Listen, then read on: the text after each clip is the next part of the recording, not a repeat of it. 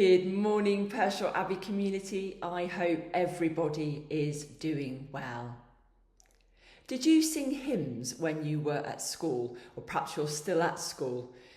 I went to a school, it's actually a church school, and we sang lots of hymns. And one of my favourite hymns was When I Needed a Neighbour, Were You There?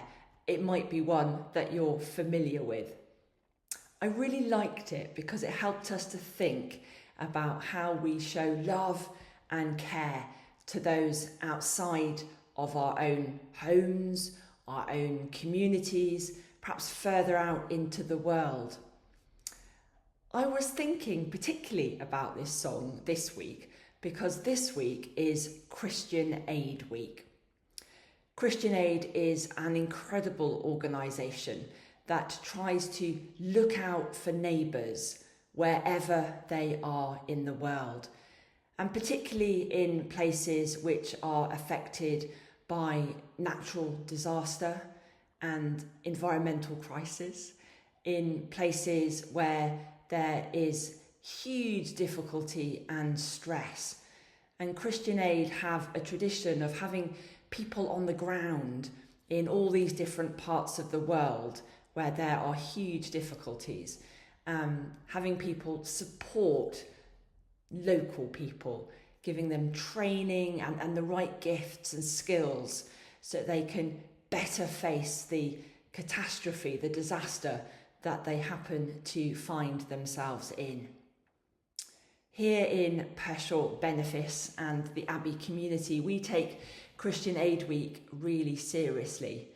We're doing the envelope collection scheme again this year, so people have very kindly volunteered to put envelopes through people's doors. Maybe you've had one already, or you can access giving a donation online direct through the Christian Aid website.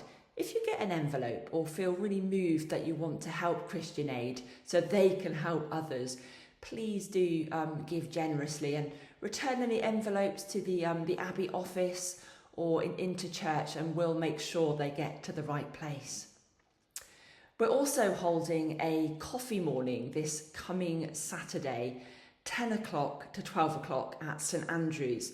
There'll be fabulous coffee and cake, of course, but there'll be some stalls and there'll be some information about the work of Christian Aid. So please do think about coming along to support that.